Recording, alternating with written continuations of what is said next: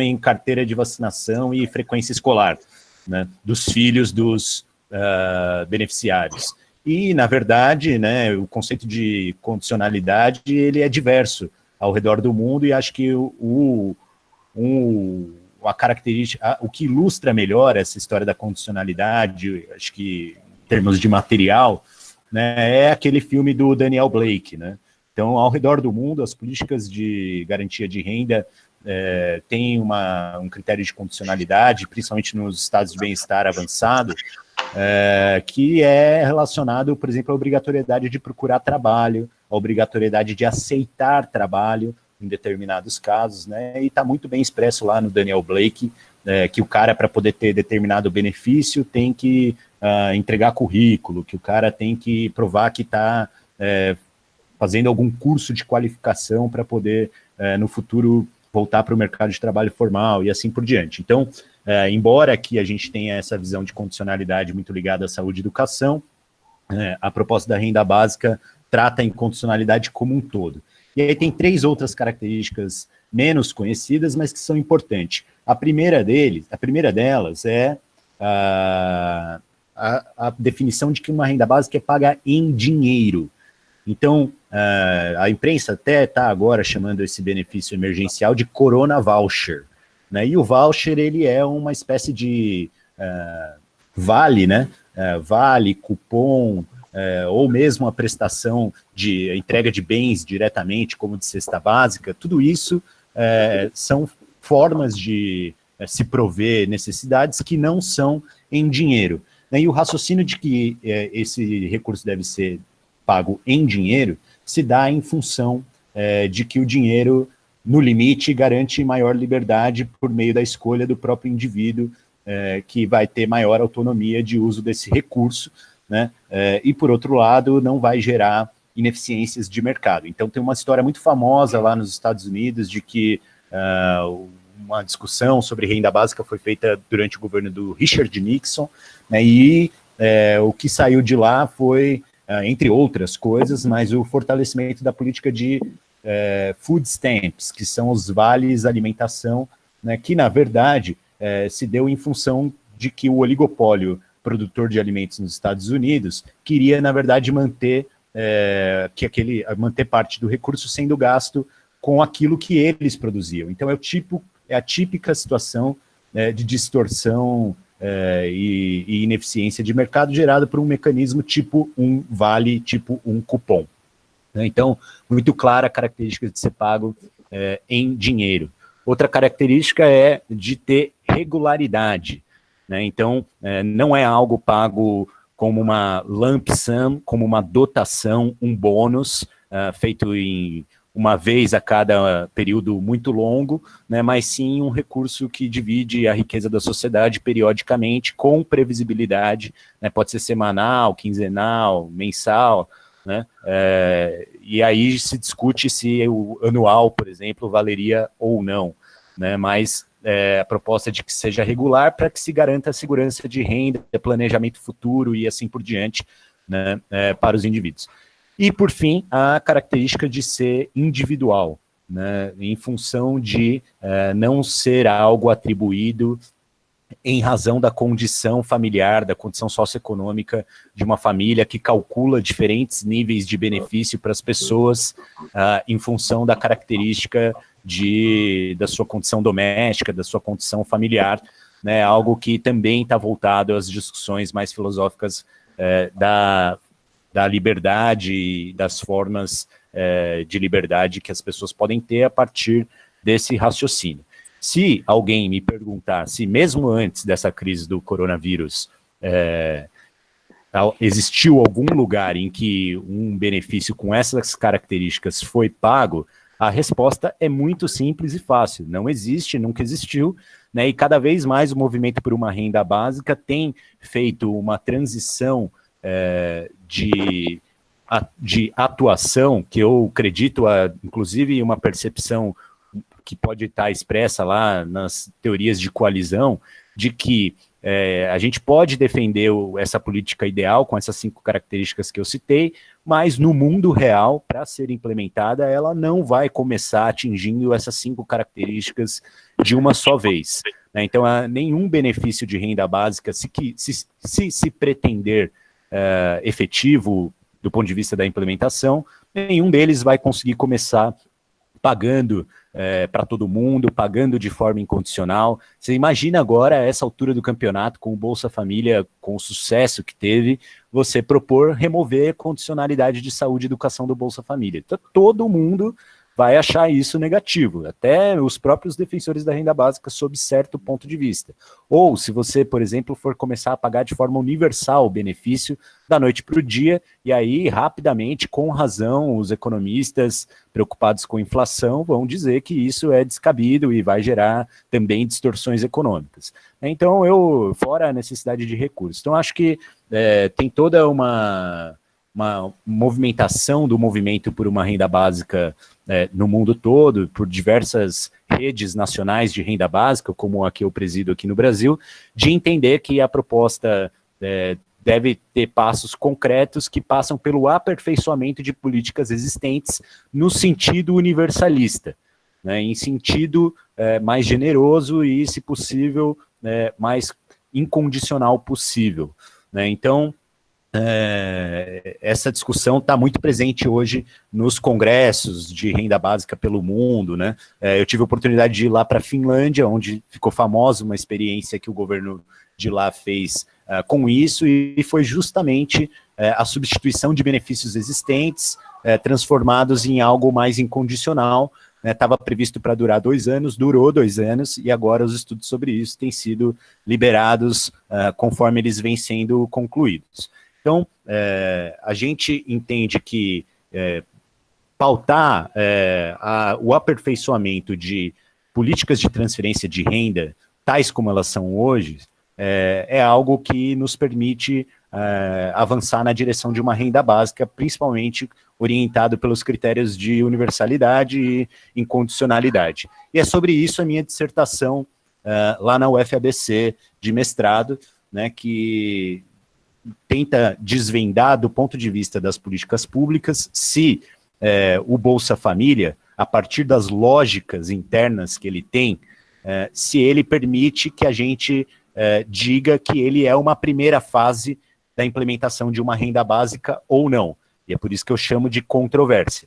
Né? E aí essa controvérsia ela começa no primeiro dia da renda básica e no primeiro dia do Bolsa Família como lei no Brasil, porque a famosa lei que o Suplicy aprovou no Senado e o Lula sancionou em 2004, foi sancionada no dia 8 de janeiro de 2004, sob o número 10.835.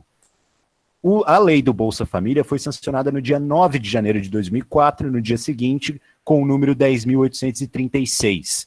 Então, do ponto de vista da agenda política, as coisas estavam muito próximas naquela época.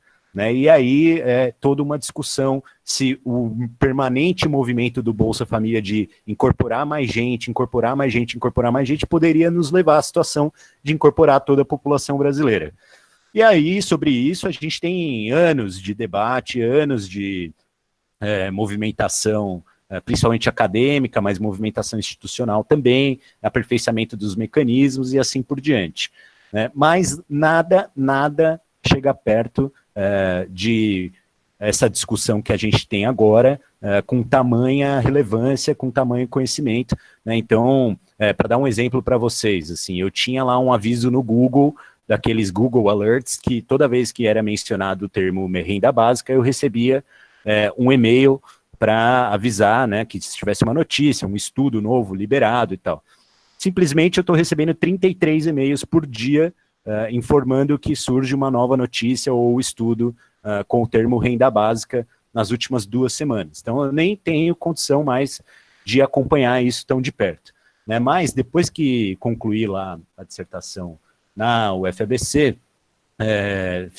por ter encontrado e conversado com tanta gente sobre a renda básica, procurei me dedicar para a formalização dessa associação, dessa organização não governamental, que é a Rede Brasileira de Renda Básica. né, que tenha aí como seus objetivos promover a ideia de uma renda básica, né, na sociedade brasileira por diversos meios possíveis. Né, e a gente formalizou isso numa assembleia o ano passado, vai completar um ano agora em abril, né, e eu posso afirmar, assim, sem sombra de dúvidas, que esse foi um dos passos mais concretos e efetivos que poderiam ter sido dados para que a gente estivesse agora bem posicionado nesse momento da janela de oportunidade. Então, essa coisa da janela de oportunidade, ela é interessante a gente conversar sobre isso, não só sob o ponto de vista de que uma ideia circula há 5 séculos na sociedade e, de repente, a hora dela chegou, né, é a oportunidade que se esperava. A hora dessa ideia não teria chegado se não fosse a constituição de mecanismos anteriores, como o cadastro único do Bolsa Família, como os meios de pagamento do Bolsa Família, e até, por exemplo, como a constituição da Rede Brasileira de Renda Básica, que ajudou a orientar esse debate no Congresso Nacional com muita centralidade. A gente se associou a outras organizações, algumas delas são bem conhecidas, como a Coalizão Negra por Direitos, o Instituto Ethos, o Coletivo Nossas, lá do Rio de Janeiro, e propôs aí uma campanha para um conjunto de organizações em prol de uma renda básica. Fizemos uma proposta muito concreta, de R$300 para cada um dos 77 milhões de pessoas inscritas no cadastro único, e isso a gente conseguiu, além do apoio de 160 organizações da sociedade civil, a gente conseguiu mais de 550 mil assinaturas de pessoas que entraram lá, deixaram seus e-mails. Tomara que alguns de vocês tenham sido parte desses 500 mil pessoas, né, e isso teve um impacto no Congresso Nacional. A hora que começou a discussão lá do Paulo Guedes sobre R$200 de voucher para trabalhadores informais, já estava sobre a mesa dos parlamentares a proposta de uma renda básica individual, em dinheiro, né, periódica pelo período de duração do coronavírus, incondicional, porque ninguém vai ter que provar que está indo para a escola durante esse período, e parcialmente universal para o conjunto de pessoas que estavam no cadastro único. Ter tido capacidade de formulação muito concreta sobre isso está diretamente ligada à Constituição da Rede Brasileira de Renda Básica, que se soma à teoria de janela de oportunidade, de focusing events, a partir da própria discussão de constituição de coalizões, né? E aí eu aproveito para puxar outro tópico, né? Vocês vão ver muito aí coalizão em GPP ainda, principalmente quem quiser ficar na agenda acadêmica, né? Mas Sabatier, né? Ou então a discussão sobre equilíbrio pontuado, Jones e Baumgartner, todo mundo aí que estuda esse tipo de coisa, né? As teorias de ciclo de políticas públicas, né? Mas ser capaz de formatar uma coalizão é algo que passa por conhecimentos que não estão na sala de aula e não estão nesses livros. Você até consegue identificar quais são os elementos necessários para a formatação de uma coalizão, que são, por exemplo, você ter capacidade de divulgação da sua informação, que são você ter capacidade de arregimentar um público massivo de apoio, que são a produção científica e acadêmica de estudos que embasem posições que você tem, que é a necessidade de ter lideranças habilidosas capazes de negociar em nome dessa organização e assim por diante. O problema é que para juntar tudo isso, o que gruda tudo isso, a ideia não basta, né? E aí é importante que você tenha tido experiência e vivência que te permita atuar como um articulador político. Não estou falando que eu atuei como um articulador político, um conjunto de pessoas que se articulou politicamente, né, e a gente considera que isso foi uma vitória a partir dessa articulação. São pessoas que toparam sentar numa mesa e negociar seus diversos pontos de vista sobre o que é uma renda básica, sobre qual deve ser a forma de atuação. Outro ponto fundamental sobre quem deve levar os méritos por uma renda básica, né, se a gente atuaria a partir de um mecanismo de cobrança ou num mecanismo de mobilização da sociedade, tudo isso passa por uma experiência acumulada de articulação política que, embora não esteja nos livros e nos textos das teorias de políticas públicas, é algo que se tem a oportunidade de aprender na universidade. Então, quando eu tinha que ir lá, o Aguinaldo não teve a dificuldade de me ter lá na COC de GPP, ao contrário do Iglesias, do Zé Renato, que tiveram essa dificuldade, mas você tinha que ir lá negociar, você tinha que ir lá formatar a negociação que você precisava para poder emplacar aquilo que você estava propondo, né, e assim por diante. Né? Então, a mesma coisa vale para todo o processo de decisão, né, que vai de uma chapa de centro acadêmico a grandes decisões do Congresso Nacional.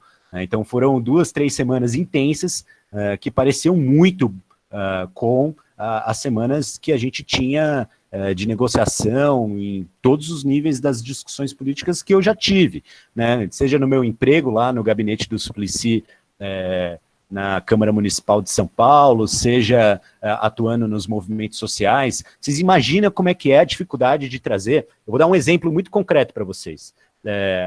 Pessoal lá da Tabata Amaral, Movimento Acredito, pediu para ser signatário da proposta. Né? E aí, um monte de esquerdista na discussão, né? Inclusive eu, falamos assim, pô, mas aí o Acredito vai vir e tal, então, pera lá, vamos ver se a gente consegue equilibrar isso aqui. Procuramos pelo MTST, procuramos pelo MST, que toparam assinar junto com a gente. Você imagina fazer uma proposta que seja topada pelo grupo do Luciano Huck e pelo MST ao mesmo tempo. Eu não tenho notícia de que isso tenha ocorrido antes, aí no nosso passado recente. Né?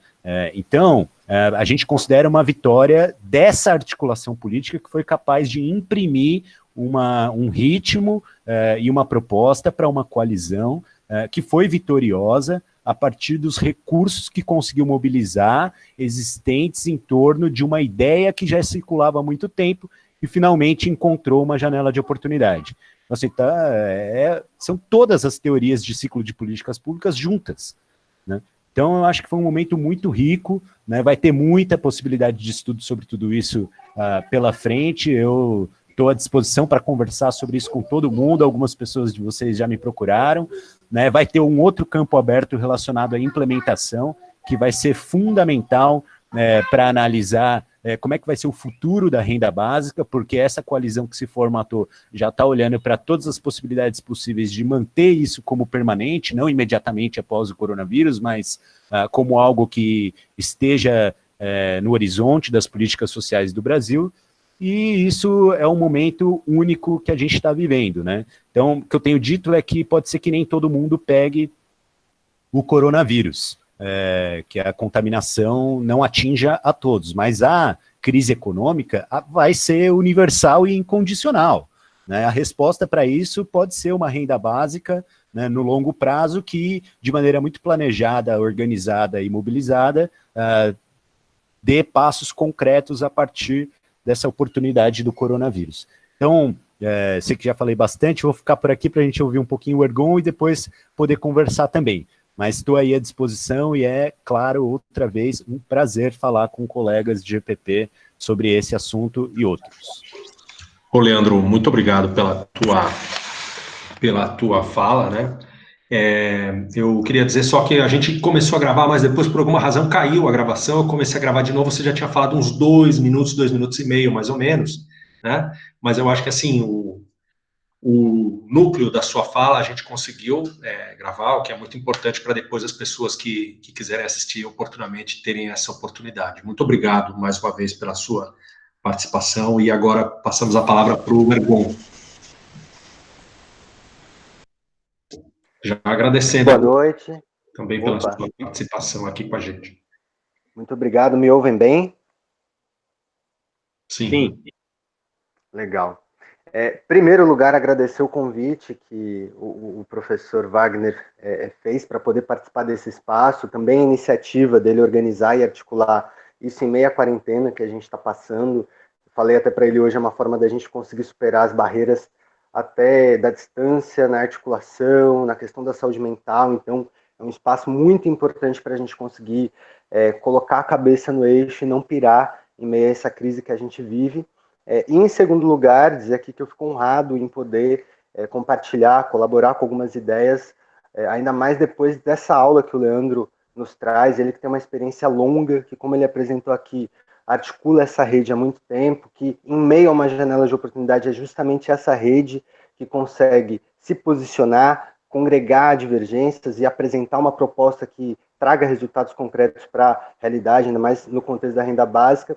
E é muito nesse sentido, inclusive, que eu quero tentar trazer contribuições aqui, né? Os artigos que eu tenho publicado, muito por isso, inclusive, que eu estou aqui hoje, para antes, inclusive, dessa época da pandemia, eles vêm num esforço de tentar posicionar, contextualizar esse momento que a gente vive da constituição de uma nova forma de governo, de uma nova forma de executar políticas públicas por parte do governo federal, uma nova forma de executar, inclusive, alianças políticas, de jogar algumas questões, inclusive, para o povo e etc.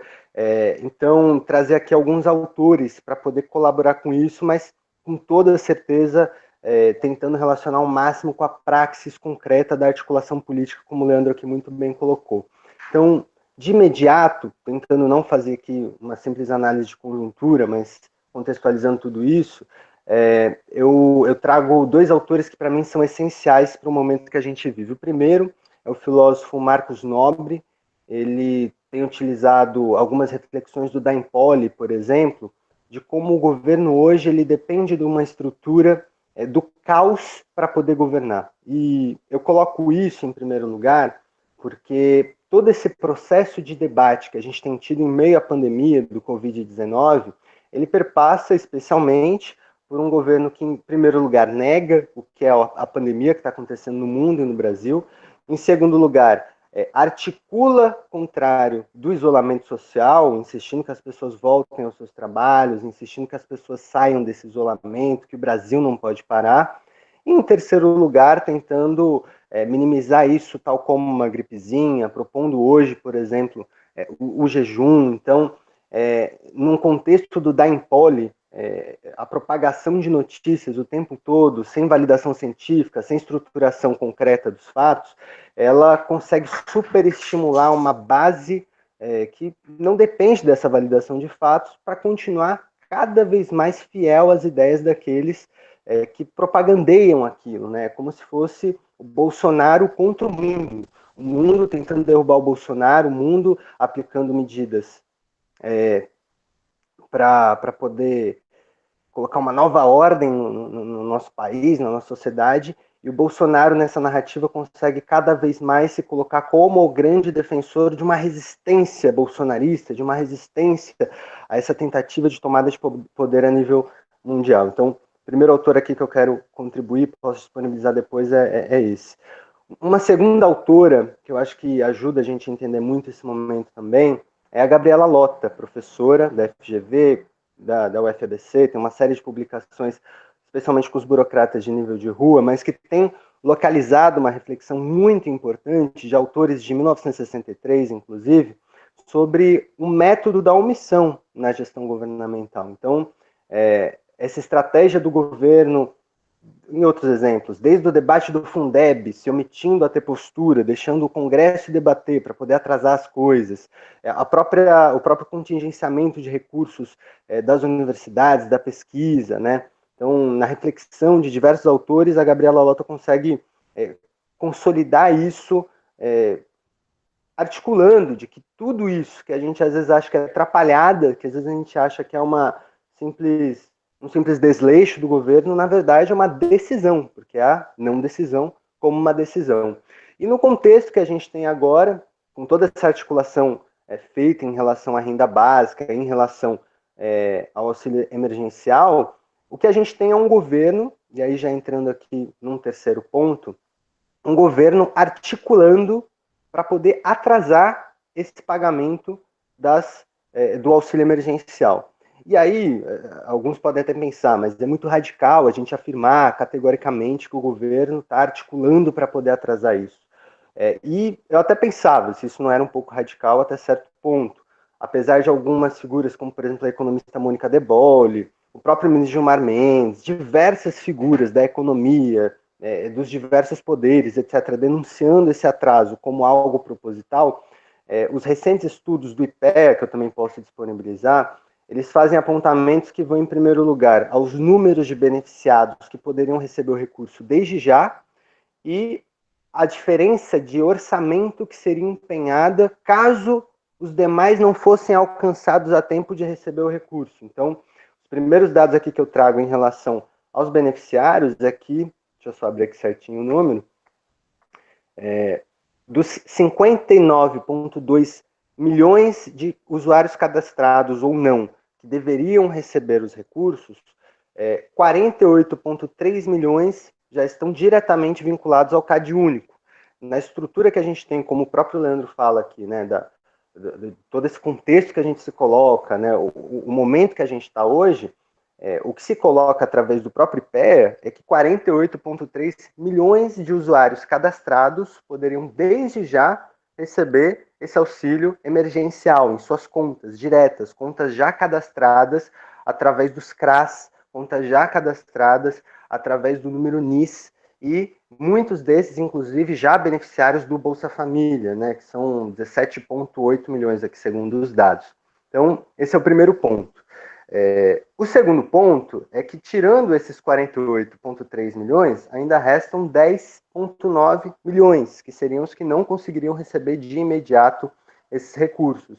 E os alertas, que não só eu tenho escrito, mas eu tenho acompanhado de outros autores, de outras pessoas que têm publicado, e que inclusive o próprio estudo do IPEA, o mesmo estudo publicado na terça-feira passada, aponta que se no pior cenário, nenhum desses outros usuários não cadastrados no CAD único receberem esse auxílio emergencial, o recurso destinado para a liberação desse auxílio vai ser de 80,1 bilhões de reais. Caso 100% desses usuários cadastrados, desses usuários não cadastrados sejam localizados, os recursos vão ser de 99,6 bilhões de reais. A margem de diferença, ela vai em quase 20 bilhões. Isso entre a eficiência de um governo conseguir executar na velocidade necessária e a eficácia de alcançar a totalidade dos usuários que não estão cadastrados, que demandariam ou de um aplicativo, ou de um site, ou de um portal, ou de alguma outra forma de levantamento. Então, a eficiência nesse contexto de liberação do auxílio emergencial, em um primeiro contexto, determina que a maior parte, quase 80%, já poderiam receber, isso de acordo com economistas, de acordo com pesquisadores da própria área da estrutura do orçamento, de acordo com o próprio IPEA, mais de 80% já poderia receber o auxílio desde já, e os outros 20%, dependendo dessa eficiência do governo, resultariam em uma diferença de 20 bilhões de reais. E aí eu falo esses valores, né, de 80 bilhões, ou então de quase 100 bilhões, 99,6 bilhões, mas é importante lembrar que o Bolsa Família hoje, anualmente, significa 5,3 bilhões. Então, a gente está falando de um aumento que é para mais de 20 vezes quase. A gente está falando de um aumento que significa uma alteração complexa do orçamento. Logo após o governo, o Paulo Guedes, há 3 semanas mais ou menos, ter dito que a crise do coronavírus não ia custar mais de 5 bilhões de reais para os cofres públicos, né? Então, o contexto que eu tento trazer aqui, para muito além dessa articulação que se coloca e da narrativa que se põe em torno da liberação do auxílio emergencial, é que, mais ainda, com as evidências que são trazidas pelo IPEA, pelas denúncias que são colocadas pelos diversos pesquisadores, economistas, gestores e etc., é que essa ausência, essa omissão, esse caos como retórica soa muito mais, em um primeiro contexto, nessa tentativa de reduzir os gastos, de reduzir os custos com a liberação, apostando na não eficiência da liberação de recursos, e, em um segundo lugar, em tentar, ao limite, atrasar o pagamento, num contexto de pressão da Bolsa de Valores, como o próprio Maia anunciou recentemente, de pressão de um setor do comércio brasileiro, principalmente dos grandes empresários e tudo mais, dos trabalhadores voltarem aos seus postos, né? Então, soa muito mais como uma tentativa de atrasar para testar o limite da população, o limite da fome das pessoas e ver quem desiste dessa ideia do isolamento, quem percebe naquela lógica, numa demanda justa da compreensão da pessoa, de que ela precisa colocar comida na mesa. Então, o contexto aqui que eu tento trazer também é um pouco nessa linha, com base nos dados do IPEA, do quanto a aposta do governo Bolsonaro ela soa, inclusive em certo contexto, genocida. Ela aposta vidas para colocar os interesses do orçamento nacional, da Bolsa de Valores, do contexto que se coloca, para poder limitar essa liberação de recursos. Então, em meio a tudo isso, o que fica também é o contexto de outros países, né? A Alemanha, por exemplo, se dispôs a pagar 80% dos salários nesse momento de isolamento social. A gente tem países como, por exemplo, a Dinamarca, que está experimentando lá uma forma, talvez o Leandro possa explicar melhor para a gente sobre isso, os países que estão experimentando formas de auxílio emergencial nesse momento de pandemia, de renda básica, etc. Então, a gente tem países na Europa, na América Latina, na Argentina, o próprio Estados Unidos está tentando implementar uma forma de renda nesse momento. Então, países que apostam na implementação na inserção de recursos por parte do governo, por parte do Estado, para conter o refluxo da crise, e no Brasil que a gente vê esse cenário de um braço de guerra mesmo, de tentar derrubar a narrativa de que é necessário manter o isolamento social, de que é necessário empenhar recursos do Estado para combater a pandemia. Então, a reflexão que eu tento trazer aqui hoje é justamente nesse sentido, com base nos dados do IPEA, de como a gente vive um contexto de anormalidade da estrutura do Estado hoje. Um Estado que, ao invés de zelar pelo povo, ao invés de tomar a rédea e executar uma política pública para a maioria, prefere operar para o seu nicho, porque dependendo dessa lógica do nicho, é o que superestimula, né, superexcita, como coloca o Da Empoli, essa base bolsonarista, essa base de engajamento, e que, através dessa base superestimulada, reforça suas narrativas obscurantistas, totalmente sem embasamento científico, e que colocam nesse meio tempo todo vidas em risco, né? E aí o papel de nós, enquanto gestores de políticas públicas, ou futuros gestores, no meu caso, estou no terceiro ano, tenho só 21 anos, estou aprendendo muito mais do que compartilhando aqui hoje, mas o nosso papel enquanto futuros decisores, né, de tomadores de decisão, então como atuais tomadores de decisão, de municipalmente, estadualmente, travar essas disputas para conseguir fazer, como o Leandro colocou, com que não só a renda básica seja uma decisão governamental com base nessa janela de oportunidade, com base desse contexto que a gente se insere, com base dessa articulação que todos esses movimentos articulam nesses últimos anos, mas que a partir disso, essa janela de oportunidade, ela cria terreno fértil para a gente não só valorizar cada vez mais o papel da ciência no embate ao obscurantismo, mas também dessas outras medidas que a economia mundial nos prova que são necessárias para combater não só momentos como esses de pandemia, mas também para a gente conseguir viver com mais dignidade, para a gente conseguir dar mais condições de qualidade de vida para o povo. Então, não sei se eu falei os minutos que estavam separados, mas a contribuição que eu queria trazer na linha dos artigos que eu tenho escrito é justamente essa. É necessário a gente aproveitar desse momento, utilizar das redes já consolidadas, como o Leandro coloca, e consolidar novas redes, para que a gente tome essa narrativa no meio de um estado de omissão, que é o obscurantismo, ou ele é varrido agora, ou ele toma posse da nossa realidade. Bom, Ergon, muito boas palavras, e te ouvindo, você trouxe tantas questões tão delicadas, tão difíceis, né? E ao mesmo tempo a gente fica tão orgulhoso de saber, né, que nós temos um aluno, temos muitos, na verdade, estudantes. Você tem 21 anos, está no terceiro ano da graduação, e que já tem um nível de debate correlacionando questões políticas, questões orçamentárias, econômicas, assim, de uma maneira tão competente, né? Acho que sua fala é muito boa, muito bacana. Ana? Oi, gente, tudo bem? Posso começar? Sim.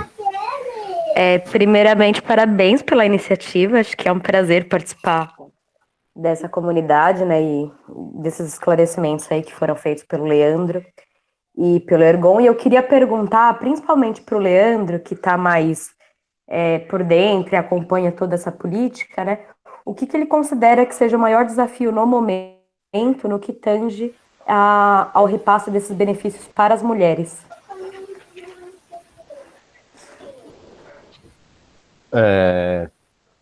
Ana, obrigado.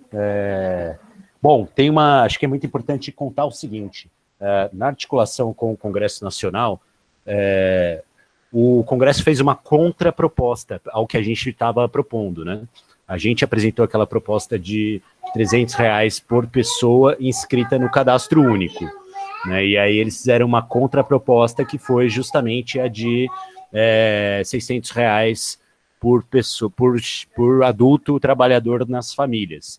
Então, a coalizão que a gente formatou, até pela diversidade que tinha, foi muito rápida e muito hábil em dizer o seguinte, meus amigos, alguns casos, companheiros de partido igual eu, ou dos nossos companheiros de esquerda, vocês vão pisar na bola aí, porque vocês vão acabar pagando uma mãe solteira com 2, 3 filhos, vão pagar só R$600. Né, e dessa forma a gente conseguiu alterar substancialmente lá o texto da lei para propor que que se dobrasse o pagamento das mulheres acabar recebendo R$1.200. Então, isso foi uma conquista no processo legislativo, né, mas agora a gente sabe que a implementação ela tem todas as possibilidades possíveis de situações que não se completem tal como formuladas inicialmente. Então, eu acho que o principal desafio vai ser o de, neste caso agora das mulheres, garantir que as bases de dados sejam capazes de identificar que elas são mães solteiras. Vou dar um exemplo muito concreto. A mulher que é casada no papel, mas o marido abandonou a família e o casal nunca se divorciou de fato. Ela é uma mãe solteira, né, mas que se for pegar pelos controles cartoriais, ela pode não entrar com essa característica e não vai ter efetivado o seu direito. Né? Então, situações desse tipo, muito inusitadas, podem acontecer. Outro exemplo muito concreto, mães adolescentes, né, porque a lei tem uma trava que diz que os beneficiários devem ter acima de 18 anos. E no caso de mães adolescentes, ou mães adolescentes que têm um parceiro, um marido que que tem mais de 18 anos. Né? Então, não está previsto que essa mulher abaixo de 18 anos tenha o seu benefício dobrado, ou se quer que ela receba os R$600 iniciais em função de ter menos de 18 anos. Então, questões como essas vão precisar ser ajustadas a partir de amanhã no decreto que regulamenta a questão e também, em seguida, em dispositivos que são até infralegais, né, como, por exemplo, a identificação da caixa de titulares para o recebimento do benefício. Então, tem muito chão ainda para efetivar essa conquista específica relacionada às mulheres que a gente conseguiu passar na lei. Ouvindo. Tá, maravilha. Primeiro, de novo, é bom encontrar todo mundo. Eu não sei se eu estou aqui tão otimista com um cenário futuro assim, no que diz respeito à manutenção da perspectiva da renda básica. É nesse sentido que eu pergunto aí para o Leandro e para o Heron aí, o que eles estão pensando, porque a gente continua com um cenário que, quando a gente pensa nos ciclos econômicos, agora está sendo um ciclo de, obviamente, os governos injetarem muito dinheiro, mas isso vai, obviamente, aumentar a dívida dos governos e vai fazer do que, sei lá, 3, 4, 5 anos, imagino que possa vir um outro ciclo de austeridade, né?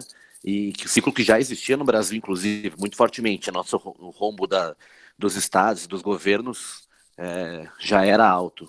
Tô falando isso porque não sei o quanto que essa coalizão montada aí, Leandro, vocês estão chegando a projetar cenário para saber que tipo de potência ela teria para manter, né? Eu só vejo uma possibilidade que seria se o vírus e toda essa pandemia conseguisse mudar a consciência e formas de relação dentro da sociedade, né? Em que essa perspectiva de garantia de renda, você falou um pouco do Daniel Blake no começo, a questão da não continuidade, mudasse a consciência das pessoas e criasse um movimento para a manutenção disso. Mas eu não consigo ver outra forma de ser mantido. Então, é só essa reflexão para o futuro aí.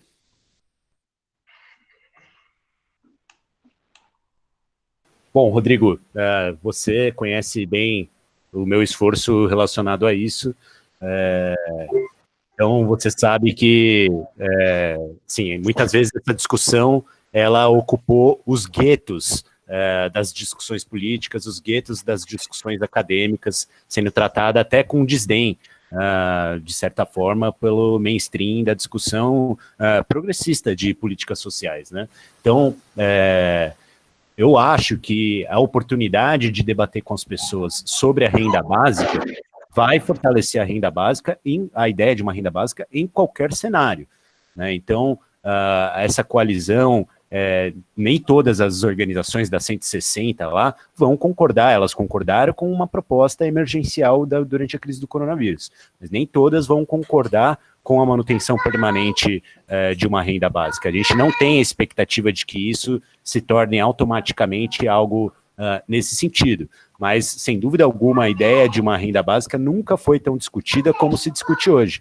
No mundo inteiro, os algoritmos identificam que o episódio em que a renda básica foi mais discutido no mundo foi no plebiscito realizado na Suíça em 2016, em que foi votado lá se teria ou não se deveria haver ou não uma renda básica permanente lá na Suíça, e a proposta foi recusada em referendo, tendo 23% de apoio favorável, que foram 500 mil votos.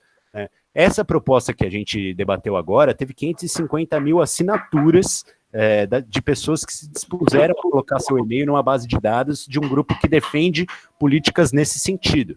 Também não acho que os 500 mil vão defender uma política permanente de renda básica, mas nunca tantas pessoas ouviram falar disso no Brasil, e é sem dúvida uma oportunidade que a gente tem que aproveitar, né? O que eu acho sobre a questão do dinheiro é a seguinte: tenho mais um microfone aberto aí, mas o que eu acho em relação ao dinheiro é o seguinte: a resposta rápida para a razão de não existir uma renda básica no Brasil ou em qualquer país é simples, não tem dinheiro, certo? Então, essa resposta, ela não é a única resposta. Há outras possíveis, né? Ter dinheiro pode ser um objetivo que se chega por etapas, né, até a possibilidade de torná-la incondicional, né? Mas você pode, por exemplo, depender de uma coalizão bem organizada, de instrumentos que identifiquem universalmente a população, coisa que o Brasil não tem hoje e pode passar a ter, né? Você pode depender de uma clareza institucional sobre os significados dessa política. Você pode até, por exemplo, durante essa crise do coronavírus, identificar que os resultados para a população foram muito positivos, né? Então, a resposta de não ter dinheiro ela é fácil. O duro é você construir institucionalmente as condições para se chegar a uma resposta diferente para cada um dos aspectos da renda básica, e é isso que a gente vai tentar aproveitar para poder fazer, né? Eu acho que temos chão para caminhar nesse sentido, né? E para terminar essa resposta, eu acho que tem uma coisa muito interessante que a gente precisa ficar atento. A crise do coronavírus antecipou crises graves que a gente vai ter ao longo do século XXI. A renda básica já estava voltando para a agenda em função da transformação do mundo do trabalho, que cada vez mais está automatizado, não automatizado tendo robôs, máquinas substituindo os seres humanos, mas tendo processos automáticos de decisão e elaboração, inclusive intelectual, de trabalhos que tradicionalmente são ocupados por humanos. Então essa é uma crise, a crise do mundo do trabalho está por chegar e pode ser que a renda básica seja uma resposta para ela. Outra é a crise ambiental. Essa sim, mais do que o coronavírus, vai impactar a sociedade de forma absurda, no sentido de que vai precisar, sim, ter uma grande mudança de paradigma, né, para que possamos sobreviver no planeta.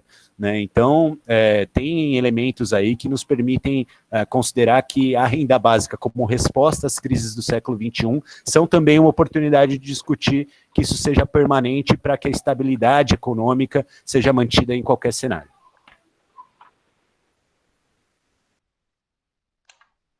Bom, muito bem. Então, passando aqui a sequência das inscrições, 5. Maravilha. O Leandro comentou bastante de toda essa articulação com o Congresso, com os deputados, com os grupos ligados ao Acredita, etc. Mas eu queria saber um pouco mais de um outro aspecto disso, mais ligado ao federalismo brasileiro. Ou seja, a gente viu que os mais preocupados com a crise do coronavírus e com todos os aspectos decorrentes dessa crise foram os prefeitos e os governadores. E, inclusive, bom, a gente notou também que em muitos discursos o próprio Bolsonaro tentava repassar politicamente os efeitos da crise, da recessão, da crise econômica, do desemprego, que inevitavelmente virá, na conta desses governadores. Eu queria saber se eles participaram dessa articulação, em que medida eles também influenciaram em toda essa proposta da renda básica aprovada no Congresso, se eles tiveram uma atuação menor. Como é que foi isso? Como é que foi o papel dos governadores nessa aprovação da lei? Como eles se articularam? Acho só a questão fundamental pelo seguinte, a história da garantia de renda recente no Brasil, recente eu chamo anos 90 para cá, ela passa justamente pelo federalismo, né? Porque as primeiras propostas que foram implementadas, que se assemelham ao que o Bolsa Família é hoje, começaram em municípios, em estados, né? No Distrito Federal e Campinas são os mais conhecidos, e aí acabaram se tornando o que é o Bolsa Família.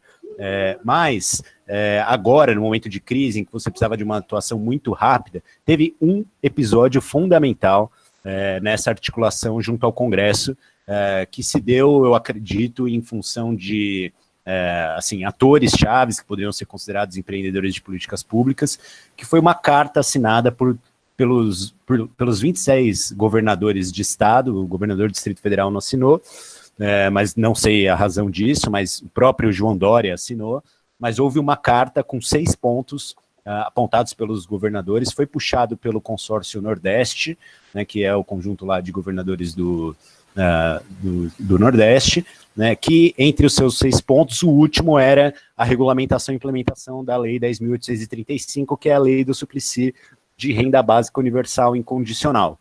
Então, esse episódio ajudou num nível intermediário de orientação das bancadas estaduais no Congresso, que foi muito importante, né, porque os seus governadores têm uma atuação muito próxima das suas bancadas de Estado, né? Isso todos os governadores, independente do partido, inclusive, né, até por conta das relações de poder que se dão no território real, que é o Estado, né?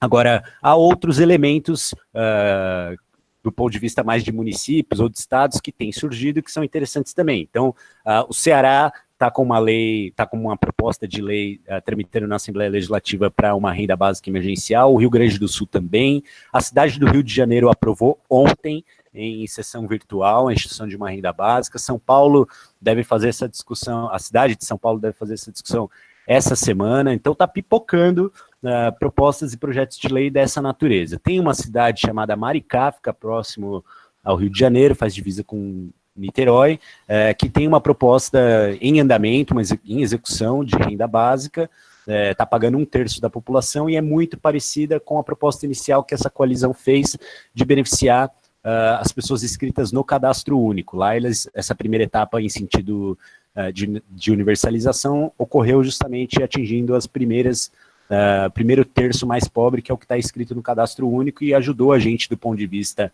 da orientação da proposta que a gente fez, a formular o nosso texto e as nossas proposições. Então, essa coisa meio atravessada por conta da crise não permitiu que fossem adotadas medidas concretas ainda em estados e municípios, ou uma disseminação vertical da política ainda, mas houve sim uma cobrança, principalmente dos governadores, né, que aí o Abrúcio chama de os barões da federação, né, de colocarem numa carta e torná-la pública em prol da renda básica. Iglesias, primeiro, obrigado aí pelo convite, obrigado aí ao Leandro e ao Ergon pela exposição.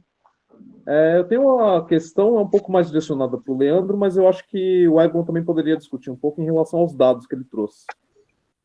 Se a gente volta um pouco conceitualmente na exposição que o Leandro fez da origem da renda básica de cidadania e na conceituação dela como renda universal, ela historicamente acaba conflitando um pouco com o conceito de você ter um benefício que é compensatório, ou seja, um benefício que você paga para as pessoas que de alguma forma o capitalismo não conseguiu abarcar dentro das outras formas de geração de renda por emprego ou por renda de capital.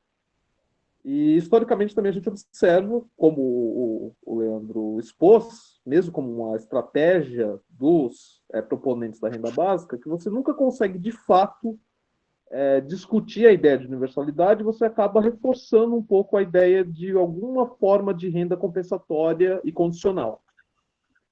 Eu queria perguntar se vocês não acham que, mesmo numa situação dessas, de emergência, em que você poderia ter uma ruptura de paradigma, na verdade, nós estamos dando um reforço novamente para a captura da discussão da renda básica universal pelo da renda básica condicional, que ela tem um aspecto puramente compensatório, que ela não implica em mudanças da relação com a base produtiva da sociedade. A gente não faz uma discussão do capitalismo em si, ou do direito que as pessoas têm à riqueza do próprio Estado, a gente volta de novo a discutir uma questão da compensação, e agora com um aporte de recursos, como o Ergon expôs, muito alto. Algo parecido com o que houve no momento do Bolsa Família, em que um benefício condicional acabou fazendo as vezes da renda básica, e você, de fato, parou de se discutir a renda básica universal, porque o Bolsa Família virou a panaceia que não precisava ser também criticada. Então,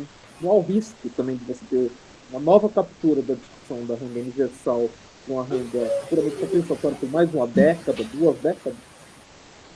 Só uma coisa, tem alguém com o microfone aberto de novo? Estou tentando identificar aqui. Eu tenho a prerrogativa de fechar o microfone das pessoas, mas depois é só abrir de novo. Eu não tenho como abrir de novo, mas você mesmo ou você mesma pode abrir. Eu queria perguntar, como se o Ergon foi citado, se ele não gostaria de responder, começar respondendo a pergunta, ele que trouxe dados tão interessantes, importantes, relativos a essa questão.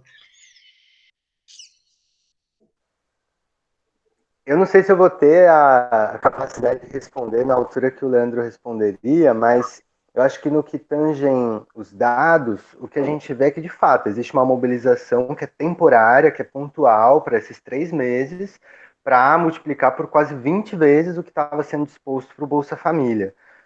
A impressão que eu fico, eu não sei se com o Leandro ele tem essa mesma impressão, é que não vingando a renda básica, o que eu acho que tem condições de vingar, porque o movimento se articula, tem um apoio de diversos gestores, como ele coloca, mas num contexto de não vingar a renda básica, o que pode acontecer é justamente colocar condicionantes para garantir esses recursos de outra forma, seja por complementação, inclusive do próprio Bolsa Família, né?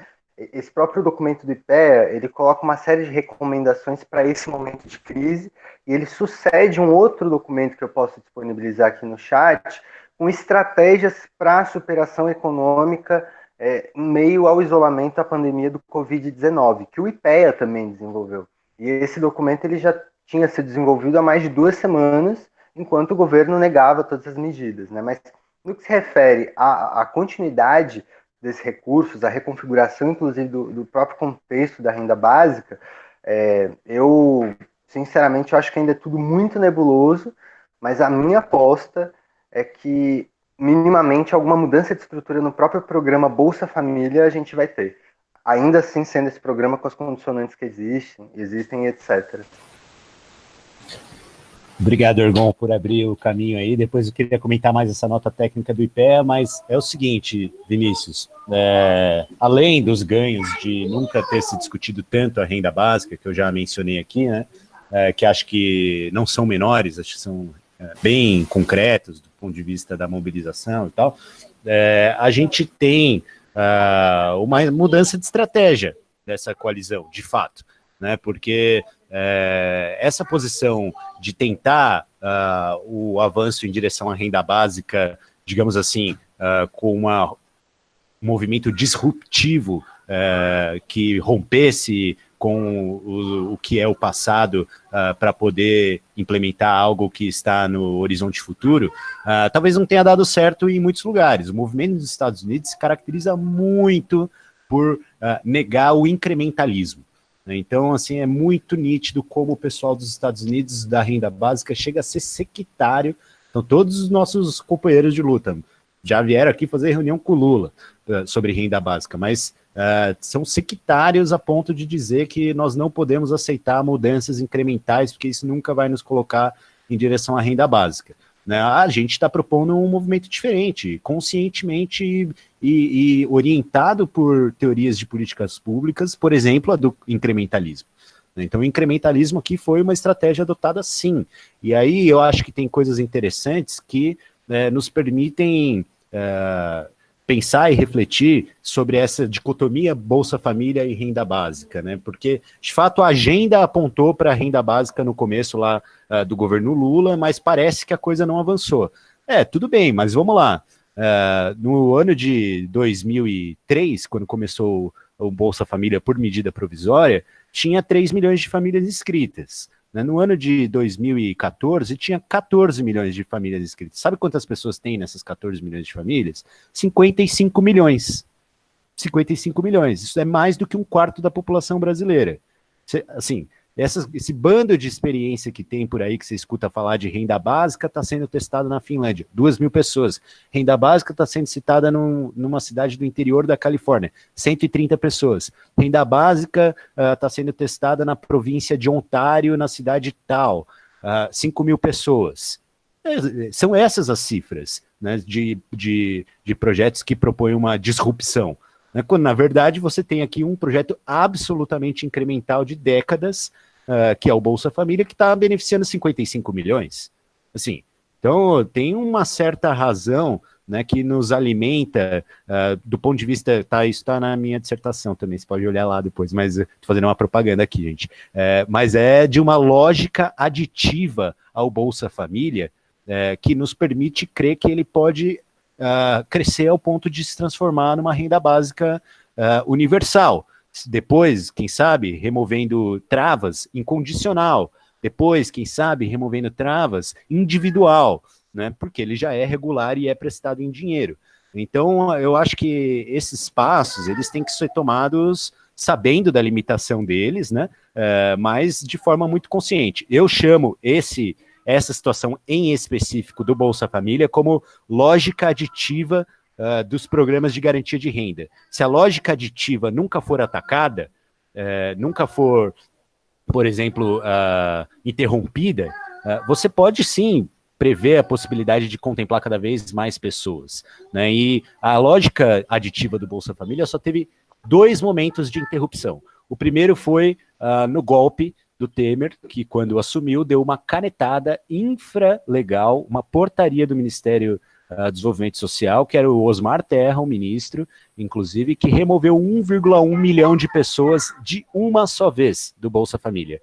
E o segundo episódio foi agora, durante o governo Bolsonaro, que não é um movimento tão abrupto de remoção de pessoas do Bolsa Família, mas ele passa de 14.339.000 famílias em maio de 2019 para 13.058.000 hoje. Né? Então ele removeu 1.200.000 famílias, um pouco mais, assim, consistentemente ao longo de quase um ano. Mas só que esse episódio do coronavírus trouxe outra vez para o debate a história da fila do Bolsa Família. Você vai ver, no próximo mês vai ter 14.290.000 famílias no Bolsa Família outra vez, o que vai impor uma recuperação da lógica aditiva dos programas de transferência de renda, motivo pelo qual eu, Vinícius Félix, tenho a obrigação de acreditar que pode se tornar a renda básica, certo? Obrigado pela resposta. Vamos monitorar aí o risco de recuo, né? Como historicamente tem nas políticas focalizadas. Muito bem, gente. Dando sequência aqui, quem tinha pedido a palavra, e na verdade tinha pedido antes do Vinícius, eu pulei ele por engano, me desculpe, é o Carlos Cinquegrana Júnior. Vai lá, Carlão.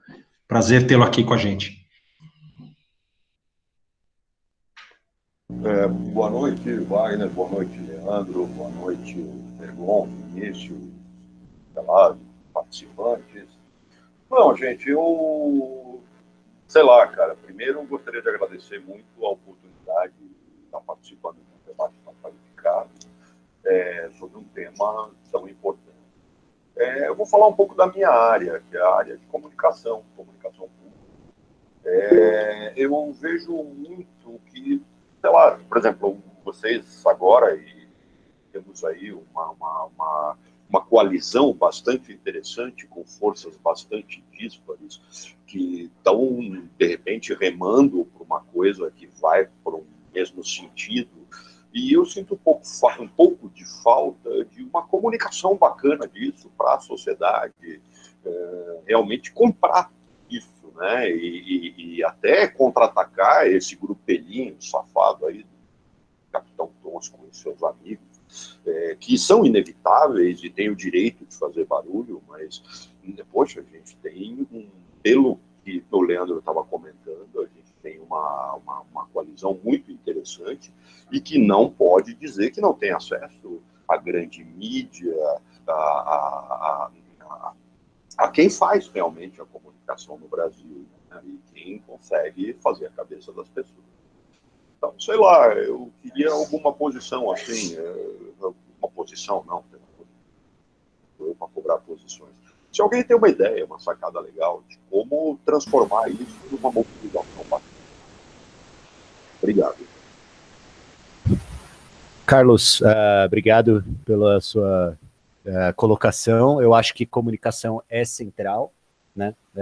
Eu acho que a renda básica, em específico, penou muito por ter dificuldades de comunicação ao longo dos últimos anos, dos últimos tempos, mas eu acho que também a reorganização do debate, colocar o debate em determinados eixos, como por exemplo do coronavírus, apresenta oportunidades únicas, né? Então, você pode entrar aí no rendabasica.org.br, que era o site da Rede Brasileira de Renda Básica até o início da campanha que a gente começou. Em seguida, fizemos esse novo layout aí para coletar assinaturas e assim por diante.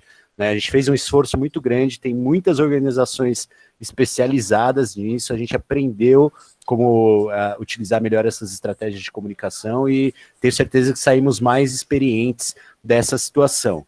Né? E eu acho que também tem, do mesmo jeito que a necessidade, né, a oportunidade faz o ladrão, né, a necessidade faz a proposta voltar para a agenda, o Garbage Can está aí para nos mostrar isso enquanto teoria, né, uma janela de oportunidade que na verdade eu nem tenho aí, né, conversei até com a minha esposa, que é a Lídia, que também é de GPP, isso nem é uma janela de oportunidade, isso aí na verdade parece que o edifício caiu inteiro, né, e você precisa reconstruir as coisas, parece mais uma demolição das paredes, né, com tanta força que chegou. Então, essa oportunidade também faz aquilo que a gente consegue construir melhor. Né? Então, nos últimos tempos, aí, ao contrário do que vinha acontecendo, hoje a gente foi procurado pela CBN para passar lá 40 minutos. Imagina, 40 minutos na CBN, quando que um petista barbudo assim, que nem eu, ia conseguir falar tanto tempo na principal rádio, uma das principais rádios de São Paulo, né, na semana anterior, pela Folha de São Paulo, para escrever uma contribuição lá, eu e a Tatiana Roque, professora da Universidade Federal do Rio de Janeiro, para a Ilustríssima, né, que é um ter uma oportunidade assim também única, né? Então são coisas que também vão encontrando o seu caminho ao longo da situação e da oportunidade que se apresenta, né? O que eu acho que o grande desafio vai ser manter esses canais eficientes, funcionando, né? E para isso a gente vai ter estratégias de tudo quanto é tipo que a gente precisa desde esse momento de monitoramento, implementação. Às vezes a gente acha que monitoramento, implementação da política ficar coletando dado para escrever texto acadêmico. Acho que isso vai ser fundamental. Já tem gente se programando para fazer isso aí em relação à renda básica emergencial. Mas, pô, assim, quem sabe o melhor meio de comunicação nesse momento seja fazer um reality show, um Big Brother aí, acompanhar as pessoas na sua dificuldade de cadastramento, que estão fazendo com o dinheiro, né? Se foi suficiente, se não foi, como é que ela espera pelo dia de receber de novo, se ela tem que voltar a trabalhar. E a gente também está se programando para isso. Espero aí conseguir, com o auxílio dessa coalizão, produzir materiais que vão ser bastante úteis no sentido de mostrar a realidade, as dificuldades das pessoas e como a renda básica se encaixa nisso.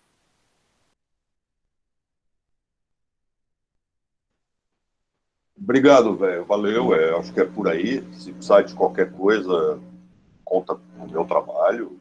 Então, estamos aí para ajudar. Até porque essa é uma oportunidade que ela está dando cobertura, cara. Cobertura é um negócio muito rápido, né? Você fala para muita gente ao mesmo tempo. Bacana, cara, mas isso é um negócio que vai ficar de muita frequência, está repetindo. Mas, cara, obrigado. Desejo o maior sucesso do mundo. Faz qualquer coisa por aí. Obrigado, Carlos. Beleza. Tem uma pessoa que está na sequência, que é o Taquá, o Ricardo Ponzio Scardoelli. Também é um prazer vê-lo aqui em Taquá. Bacana ter você aqui com a gente, cara. Então, a palavra é tua. Legal, Iglesias. Pô, e uma galera que eu não vejo faz tempo aí. Que iniciativa bacana, viu? Inclusive, tomei a liberdade de chamar uma galera de fora de GPP, que eu tô vendo aqui, tem alguns participando. Bom, eu tenho alguns pontos, né? Eu vou tentar ser bem breve. Acho que vale tanto para o Leandro quanto para o Ergon. Um deles dialoga com um ponto que o grande Felipe Biasoli, colocou, que essa relação com os governadores, né? E de que maneira, se vocês têm atuado também, não só em contato com os executivos, né, estaduais, se tem essa relação com as assembleias, para as aprovações, e de que maneira elas podem contribuir para pressionar que os estados possam atuar de maneira mais ativa. O que eu tenho visto, por exemplo, aqui em Itaquaritinga, a galera tem seguido a orientação e, óbvio, né, decreto do Dória e tudo mais, mas já tem um movimento grande que começou das elites, mas hoje já é da classe trabalhadora para voltar a trabalhar, porque eles não estão tendo acesso ao recurso. O campo já não parou nenhum minuto, tem alguns cuidados, com álcool, com distanciamento de trabalhadores, mas a galera está com muito medo de começar a passar fome. Então, de que maneira os estados também podem contribuir, seja na complementação dessa renda, numa busca ativa, né, melhorando o cadastro único, enfim. Acho que também dialogando com a primeira pergunta, né, que foi fundamental sobre as mulheres, vocês tiveram condição de avaliar quem está de fora? Hoje, por exemplo, eu estou no SESC, né, uma parte do Sistema S aí, e tem uma discussão muito grande sobre um conjunto de artistas que não são MEI, e hoje não têm acesso também não poderiam ter acesso ao recurso, e também estão ferrados, né? Que é uma galera de periferia que em algum momento conseguiu fazer uma empresa que não fosse MEI. Essa galera está nos procurando muito. E aí é uma dúvida. E esse outro ponto, já casando com essa situação específica, como o Paulo Guedes anunciei com orgulho, um corte do Sistema S, etc., de que maneira, nessas articulações, os integrantes, que a gente sabe que o S é super complexo, né, une indústria, o agronegócio, o comércio, o transporte, etc., eles entraram nessa negociação, esse corte que tem do S também é para renda básica emergencial, ou é para algum outro ponto, ou não necessariamente estão discutindo de maneira transparente a fonte dos recursos. E, por fim, tem algum esforço, ou vocês estão estudando nesse caminho que acho que o Leandro coloca, né, para a gente caminhar para essa universalização, algum esforço para ampliar a base de cadastramento para além do CAD único, ou a gente ainda tem que garantir o cadastro único para depois pensar nesses outros pontos? Acho que é isso. Valeu, gente. Bom, Taquá, obrigado aí também por convidar mais gente, inclusive. Leandro, desculpa interromper, eu fiz algumas dessas perguntas por WhatsApp pro Leandro antes da live, mas não deu tempo dele responder. Pô, cara, depois eu vou recuperar lá, porque o Jorginho tá no meu WhatsApp, se alguém receber mensagem, é ele. Tá? Mas é o seguinte, bom, primeiro, e antes de mais nada, assim, para deixar muito claro, fonte de recurso. O Brasil, independente da renda básica, já tem uma discussão pendente que precisa ser encarada sobre distribuição da sua carga tributária. Ponto. Né? Não é por aí que a renda básica vai esfrangalhar as relações fiscais do Brasil, né? Muito pelo contrário. Né, as fontes são outras, já explico, mas a regressividade da carga tributária no Brasil, ela já é um assunto que nós, como sociedade, estamos devendo uma resposta já há muito tempo. Né? Então, não é esse debate, por exemplo, do Sistema S, imagina, assim, então não tem nada a ver com fonte de pagamento da renda básica. Né? É óbvio que os empresários se fizeram representar nessas discussões, mas eles estavam interessados em duas medidas fundamentais. A primeira era a de suspensão dos contratos, né, que aquela MP desastrosa do Bolsonaro saiu e precisou ser revogada, porque foi um desastre, né? A segunda, que suspendia contratos dos trabalhadores, deixava todo mundo sem salário, né, e o empregador não tinha obrigação de pagar a multa rescisória e coisas do tipo, dentro dos 4 meses que os contratos ficassem suspensos. A segunda é um subsídio ou linhas de crédito para o pagamento de folha de pagamento, principalmente. Então, isso concentrou o esforço dos empresários, a gente, óbvio, acabou se deparando com isso na negociação com os parlamentares, porque, no final das contas, tinha um volume de recursos que precisava ser discutido como um todo para as ações do coronavírus. Então, tem muita gente falando que o coronavírus as crises do coronavírus vão precisar de um investimento aí em somas, em porcentagens do PIB nacional que são muito altas. Então, o Brasil, com essas medidas aí, o Paulo Guedes fala um número, a gente desconfia que seja outro, até porque uma parte é crédito e tal, que vão aí precisar investir pelo menos de 4% a 6% do PIB em economias do tamanho do Brasil, mas você tem situações como a dos Estados Unidos, que está investindo 10% do PIB dos Estados Unidos, 2 trilhões de dólares, com mais coisas por vir aí.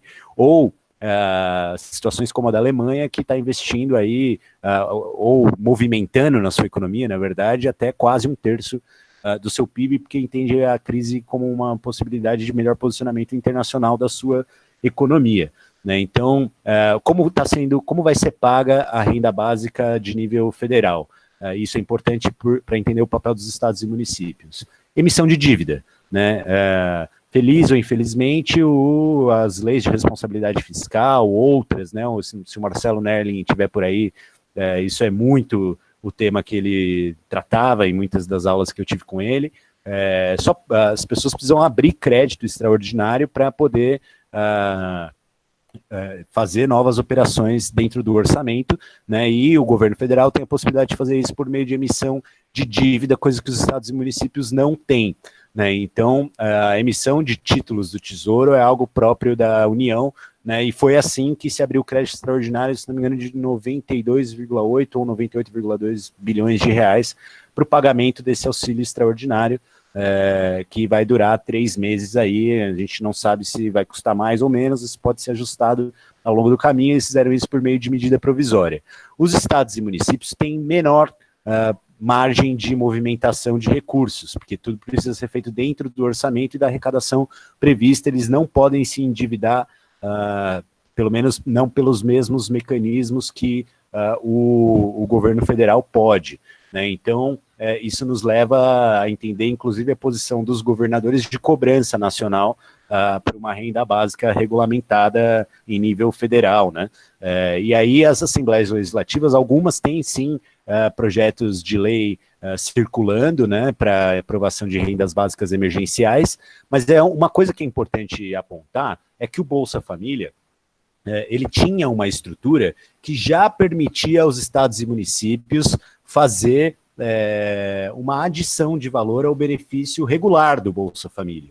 Então, estados e municípios que têm os seus próprios programas de transferência de renda podem fazer isso. Em alguns casos, é feito. O Rio de Janeiro faz, né? Por mais incrível que pareça, aquele caos que é o governo do estado do Rio de Janeiro já há algum tempo faz um reforço do Bolsa Família, né? Ou algumas cidades, o estado do Maranhão faz, né? E isso é um papel bacana de cumprir agora nessa crise do coronavírus, né? Acho que faz bastante sentido, né, que as cidades possam fazer isso. São Paulo, o município de São Paulo, tem um programa de transferência de renda e não faz. Poderia fazer, ao invés de desperdiçar recursos, ter um cartão a mais, de um banco a mais, um cadastro a mais, poderia fazer uma adição de recursos. Eu acho que o caminho correto para os estados e municípios deve ser esse, até porque a complementação de uma renda básica federal passaria por um sistema de cadastramento que não está muito bem estabelecido ainda, não foi testado, transferências bancárias, e acho que não é o caso para estados e municípios se eles dispõem de um mecanismo como esse da transferência e reforço do Bolsa Família, né? Vai ser isso que a gente vai propor aqui no município de São Paulo, lá no gabinete do Suplicy. A gente está apresentando um projeto de lei consistente para isso, que vai custar barato, né? Porque só você, por exemplo, colocar um reforço de R$100 por pessoa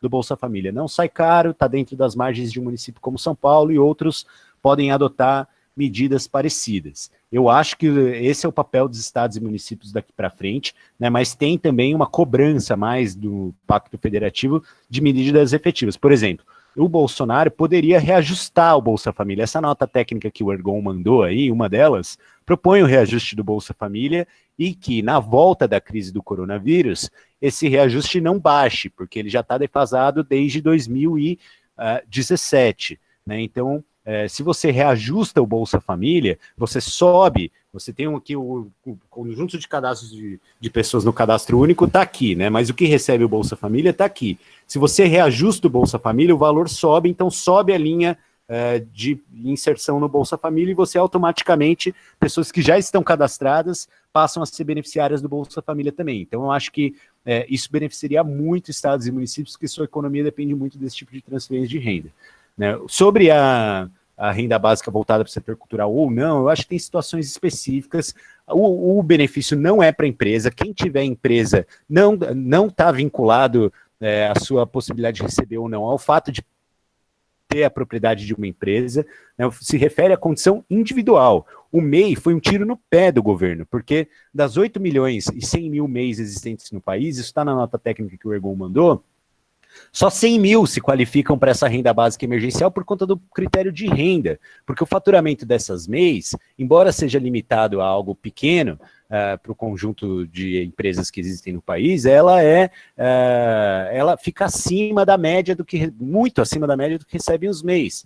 Então é difícil você ter um MEI que tem meio salário mínimo per capita de renda na sua família. É difícil você ter um MEI que está no cadastro único. Então, na prática, vão ser 100 mil MEIs que vão ser contemplados, né? E aí o pessoal da cultura não precisa se ressentir do fato de não ter um MEI ou se ressentir do fato de ter uma empresa.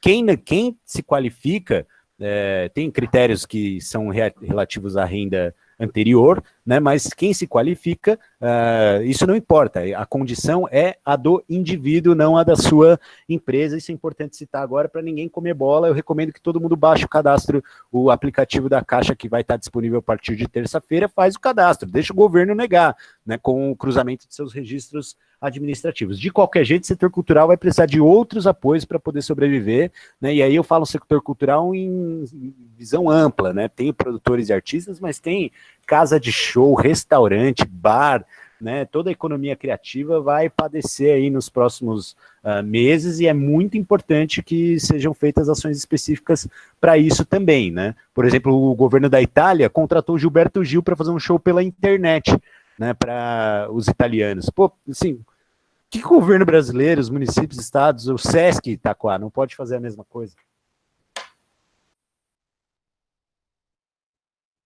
Bom, muito bem, muito bem. Tem outras observações aí, o Frejá, né, o nosso Caio Battini, fez observações importantes sobre o setor cultural.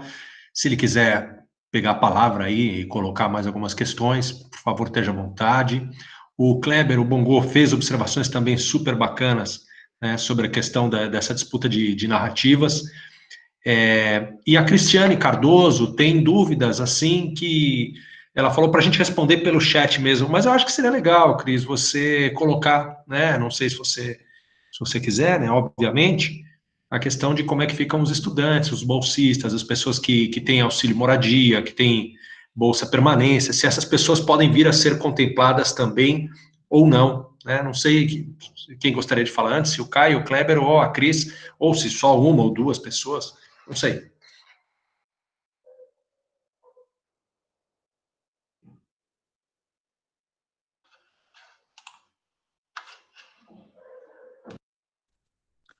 Vai na ordem, fala aí o Frejá primeiro. Beleza, vai lá, Frejá, fala aí.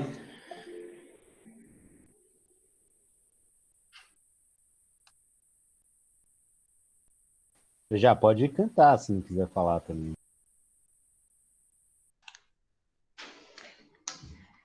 Talvez ele tenha saído da frente do computador, não sei. Não, o Frejá só fingiu que estava vendo, falou e saiu. Só para ganhar presença, viu? Só tipo assinou a lista e saiu fora. Acho importante, então, que a gente possa, acho que, discutir um ponto dentro da política. Eu acho que tem as questões técnicas, como essa questão dos estudantes. Eu não sei se a USP vai continuar pagando, enfim. Acho que alguém pode responder isso melhor.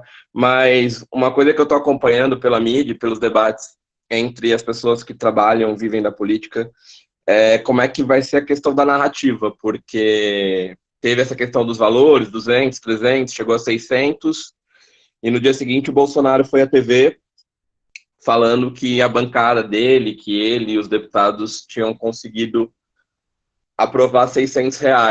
E acho que não é só a questão da renda emergencial, que é principal, mas tem uma questão por trás, do Estado tá bancando uma economia, como já aconteceu em 2008, como já aconteceu antes disso, nas crises que o Fernando Henrique passou, por causa do México, da Rússia e de tantas outras crises que podem surgir.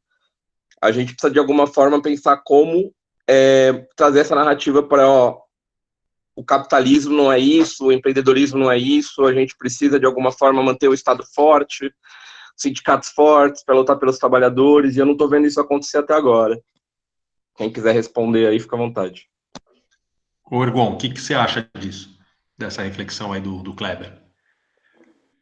Então, eu acho que é justamente nessa linha, né? Eu ia até comentar que essa campanha Paga Logo Bolsonaro, diversos movimentos estão puxando isso. Você entra agora no site, inclusive da renda básica, que o Leandro disponibilizou, né? A capa, basicamente, do Paga Logo Bolsonaro. E isso veio, né? Um dos principais pontos que os movimentos sociais começaram a denunciar, que justamente, se ele quisesse pagar, ele teria já elaborado o decreto enquanto estava sendo votado no Congresso. Então, eu acho que a aposta que deve ser feita, porque a evidência tem para provar que o Bolsonaro não tinha disposição de pagar e ainda não tem disposição de pagar. E a evidência está no atraso em liberar esse recurso. Então, a minha opinião é que a gente precisa, o máximo possível, propagandear que essa não liberação de recursos imediata é uma decisão governamental. Até a liberação dos documentos do IPEA, a gente tinha condições de falar isso, após a liberação desses documentos, traçando quais são, de fato, os inclusos no CAD único, quais são os que poderiam receber desde já, essa possibilidade de propagandear isso se transforma em uma obrigação. Então, eu acho que a narrativa ela pode ser tomada com base nesse atraso. E assim, inclusive no site da Renda Básica a gente vê, né, eu estava dando uma olhada quais movimentos estão filiados a essa causa, a esse momento e tal. Você vê lá os sindicatos, você vê inclusive associações regionais. Eu sou, na verdade, Praia Grande, né? Eu estou em São Paulo por causa da USP, mas eu vi inclusive associações, a rede de articulação que o Leandro construiu, tem gente da Baixada Santista, tem gente de Santos. Então, eu acho que é isso, a gente precisa direcionar a denúncia de que o atraso do Bolsonaro na liberação de recursos, ela é pensada, é proposital, e a partir disso ir explorando as contradições. Bom, eu tive uma experiência inédita nessa discussão da campanha da renda básica, que foi, cara, poder falar com o Whindersson Nunes, Felipe Neto, foi, assim, um negócio incrível, assim, como caras que estão no Twitter, no YouTube, têm uma importância para a política pública muito maior do que nós que estamos há anos discutindo isso. Mas, e que é interessante, porque são pessoas que são atores chaves, aí ajudam a destravar as coisas, né? Eu acho que tem de tudo. Eu acho que toda ajuda é válida. Não acredito que uma estratégia definitiva e única vá ser topada por todo mundo, por exemplo, pelas organizações que estiveram envolvidas nisso até agora, né? Então, eu aposto no fato de que, primeiro, a realidade vai se impor, né? E nesses aspectos aí eu acho que a vida ensina, né? Então o governo Bolsonaro e a vida ensina não é que a renda básica é melhor, isso eu acho que vai se provar ao longo dos próximos 3 meses, mas eu acho que a vida ensina que o governo Bolsonaro é um desastre sob diversos pontos de vista. Assim, quem acreditava em alguma capacidade de gestão, por exemplo, dessa equipe do Paulo Guedes, está vendo que o Paulo Guedes é uma figura que não entende nada de política social. Assim, o presidente da Caixa, que está lá, entende muito mais de política social do que o Paulo Guedes. O cara não, assim, fez propostas de R$200 por família que não chegam perto de pagar uma cesta básica na cidade de São Paulo. Então, acho que esses episódios eles vão se somando, né? Tem muita discussão relacionada a isso que são ligadas aos outros temas, que não a renda básica, né? E aí tem a situação das fake news. Eu acho que isso é um debate mundial, né? Está acontecendo nos Estados Unidos, está acontecendo na Europa. Não dá para dissociar, isso se fala muito pouco, não dá para dissociar a situação que está se passando, né, na Itália do governo que a Itália tem, né? Que é um governo parecido com o que é o do Reino Unido, parecido com o que é o do Trump, parecido com o que é o do Bolsonaro, né? Então, acho que essas realidades elas vão passar a se impor de um determinado ponto em diante. O que o Bolsonaro vai fazer é apostar o mais alto que ele consegue para jogar o ônus, principalmente econômico, da crise nas costas de outras pessoas que não dele mesmo, né? Mas aí, assim, é a política do valentão, né? Então, eu não sei o quanto isso vai durar, né, e quanto isso vai ter de força permanente e tal. Nosso papel, nós queremos fazer de manter viva a ideia de que a renda básica pode ser efetiva e os resultados vão se demonstrar nos próximos tempos, né? E você fala às vezes até assim, vamos fazer aí um monitoramento da condição da vida das pessoas, fazer as coisas baseadas em fato, em ciência. Talvez não seja isso, talvez o maior esforço, algo que revele a verdade dessa sistemática, pode não ter importância nenhuma para esse debate na hora de decidir as coisas e o impacto que isso vai ter. Eu me preocuparia com as eleições municipais que estão previstas aí para esse ano ainda, né? Eu acho que esse debate vai estar necessariamente nacionalizado e o papel que as pessoas têm durante a crise do coronavírus vai ser determinante para o futuro político de estados, dos municípios aí. Então, acho que vai passar um pouquinho por isso também. Beleza, muito bom. Eu vou ler aqui a dúvida da Cristiane Cardoso dos Santos, porque ela está com problema com o microfone dela. A dúvida é a seguinte, né? Eu tenho uma dúvida, mas acredito que possam responder por aqui, se souberem. Gente, o auxílio contempla nós, meros estudantes bolsistas? Vejo que abordam a questão de não poder receber auxílios, etc. Algumas pessoas, né, dos estudantes recebem bolsa permanência, PUB e moradia, ou moradia. E aí a Carolina Paulino, se eu não estou enganado, acho que é isso, mais um pouquinho aqui mais para baixo, ela também fala, estamos na expectativa de saber isso, né? Então, não sei se alguém puder responder isso, se essas pessoas, esses jovens e tal, eles são elegíveis nesse caso. Cristiane, você e os demais são elegíveis sim. Bolsa é um benefício não tributável, então ele já atende a um dos critérios que é não ter renda tributável em 2018, né? Então está lá na lei que renda não tributável em 2018. Agora, no fundo, vai depender da condição familiar de cada um, né? Porque se você for um estudante que recebe bolsa de auxílio, mas está numa família que tem provedores de renda, né? Pessoas com renda e até CLT e tal, isso muda a sua condição per capita, né? Para a política, e aí você pode acabar não se elegendo. O que vai determinar é a condição familiar de renda, né, e não a sua condição individual de bolsista do ponto de vista da titularidade do benefício. Então, se você for sozinha e viver da bolsa, você se qualifica certamente para isso, né? Se você tiver CLT, já não se qualifica, né? Se você tiver numa família que tem renda per capita de meio salário mínimo ou mais, assim, por mais que seja baixa renda, né, infelizmente volta a não se qualificar, né? Então a minha recomendação é baixar o aplicativo da Caixa na terça-feira, fazer o cadastro e deixar para o governo a responsabilidade de fazer os cruzamentos administrativos que vão contemplar ou não as pessoas. O que a gente conseguiu botar na lei com muita clareza é que as pessoas têm direito a receber suas 3 parcelas de benefício, independentemente de quando elas entrarem para a base cadastral, né? Então, porque a gente sabe que situações que ficam no limbo, bolsa, processo judicial, CLT suspensa, eventualmente o cara que era contribuinte da Previdência Social individual,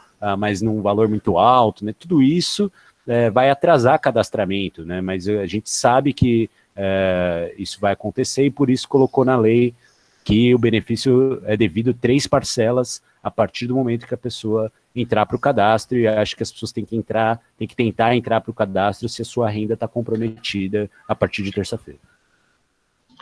Muito obrigado, Leandro. A Ana Cláudia Sanches Batista faz uma observação importante em relação a isso, e lembrando a questão dos estudantes que moram no CRUSP estão numa condição muito difícil lá, né? Muito difícil mesmo. O Rodrigo Lupe fez uma observação aqui para o Kleber, comparando aí o Bolsonaro com o Rajon Rondo. Eu não sei quem é Rajon Rondo, talvez algumas pessoas também não saibam. Se o Rodrigo quiser nos dizer, seria uma boa. Não sei se é um personagem, não sei o que é. Olha lá, o Agnaldo Valentim, nosso coordenador de EPP, está dizendo uma coisa importante, né? A reitoria informou que as bolsas continuarão a ser pagas, exceto se houver trancamento total. O Carlão, né, nosso amigo aí, disse que, nosso grande amigo Carlão, tenho que ir, adorei a iniciativa, obrigado aos promotores e participantes, fiquem bem, se cuidem. Vai ter outras, viu, Carlão? Isso vale para você e para todo mundo. Vai ter outras lives aí, a gente vai trazer outros temas para estar debatendo também. A nossa comunidade é muito boa e muita gente que tem muita coisa a aportar no debate. O Caio Battini falou que tem agora, que acho que ele está aí tá de volta conosco, ele gostaria de se inscrever, gostaria de fazer uso da palavra. Então, Caio, a palavra é sua. Oi, obrigado, Iglesias, boa noite. Eu estava longe do celular, o Taquá me avisou aqui no WhatsApp que tinha me chamado, mas eu estava presente aqui sim, viu, Taquá?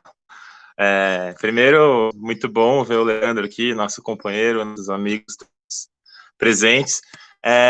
Te falar que aquela crítica que eu fiz à realização da festa, que a gente tinha que se reunir antes para conversar sobre nossa carreira, nosso futuro enquanto gestores de políticas públicas e tal, tá acontecendo agora, que bom, assim, que ruim que foi por conta desse motivo, mas que bom, que eu acho que era mais ou menos essa proposta que eu imaginava desse encontro aí, dessas gerações, desses 15 anos de EPP já, né? Enfim, Na verdade, eu estava fiz uma intervenção sobre a fala do Taquá. Existem algumas propostas sendo debatidas lá no Congresso em relação ao setor artístico. Tem bastante gente preocupada com isso. A gente está tentando uma emenda na MP 932, que é para suspender o corte da parte do Sistema S que tem atividade cultural. Então, para quem conseguir fornecer atividade pela internet, não ter o corte, né? Eu mandei aí nas mensagens a um projeto de lei que é da Benedita, outra também é coautor, que tem um monte de propostas para o setor cultural, de salário mínimo, de moratória livre, de suspensão de pagamento de água e luz enquanto durar a crise nos estabelecimentos de atividade artística, enfim. Então é isso mesmo, na verdade, parabenizar pela iniciativa, parabenizar a fala do Leandro, do Ergon, foi muito bom. Gostei muito da ideia do Big Brother. Acho que é bem mesmo, assim, o debate da comunicação é agora a hora, as janelas de oportunidades estão aí. A gente conseguiu aprovar esse projeto emergencial, inclusive queria que até o Leandro comentasse a articulação, porque a gente chegou a debater um pouco antes da aprovação do projeto de lei, ele falando, pô, mas aí tem um projeto que é melhor, que vai ser apresentado, não sei o quê, a gente vai ter que debater esse aqui é do PSDB, enfim, eu falei, Leandro, vamos nesse, cara, porque é esse que abriu a oportunidade para o debate que vai ser votado. Comenta um pouco isso para a gente aí, Leandro, e boa noite para todo mundo aí, muito legal que a gente repita mais esses métodos de encontro. Bom, depois vou dar uma olhada lá no projeto da Benedita da Silva, que é ligado ao setor cultural, né, no Rio de Janeiro, mas vou contar um pouco lá da tramitação. Foi o seguinte, a gente adotou uma postura na coalizão de conversar com tudo e todos, né, inclusive, assim, preferencialmente via Rodrigo Maia, para saber qual seria o canal adequado e tal, né, e aí começou a se multiplicar uma atrás da outra, as proposições de renda básica, salário emergencial, seguro, contaminação, sei lá, teve de tudo, assim.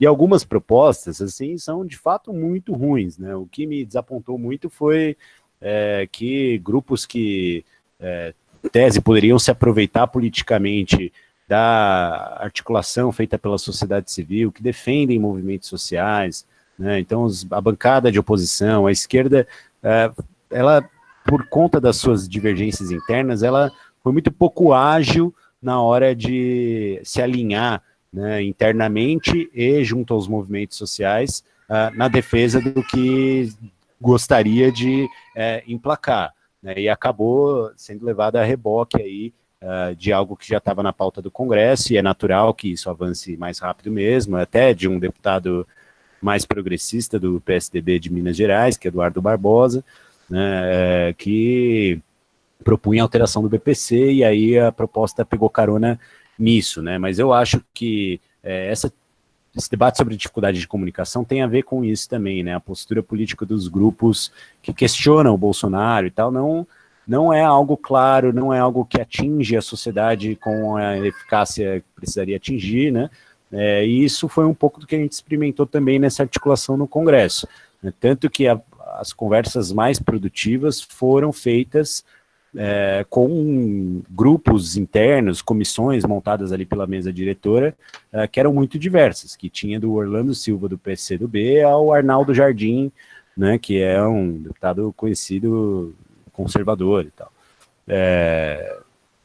Então tem de tudo, assim, foi uma experiência muito rica, né, a revisão no Senado foi também muito rica, foi muito mais tranquilo, porque você lidar com 81 é definitivamente muito mais fácil do que você lidar com os 513, né, acho que isso faz diferença, né, a quantidade de coisas vai se multiplicando de uma forma muito rápida na Câmara dos Deputados, no Senado é bem diferente, foi importante ter gente com experiência para isso, né, mas tem anedotas aí, episódios que quando a gente puder sentar de novo numa mesa de bar, eu vou contar em detalhes para quem tiver paciência de ouvir. Beleza, muito bom, Leandro. A gente está se encaminhando para 2 horas já, e eu vou passar a palavra, e aí a gente vai meio que encaminhando para os finalmente, tudo bem? Para Larissa Kruger, né? E ela tem aí uma pergunta para fazer. Então, Larissa, a palavra é tua.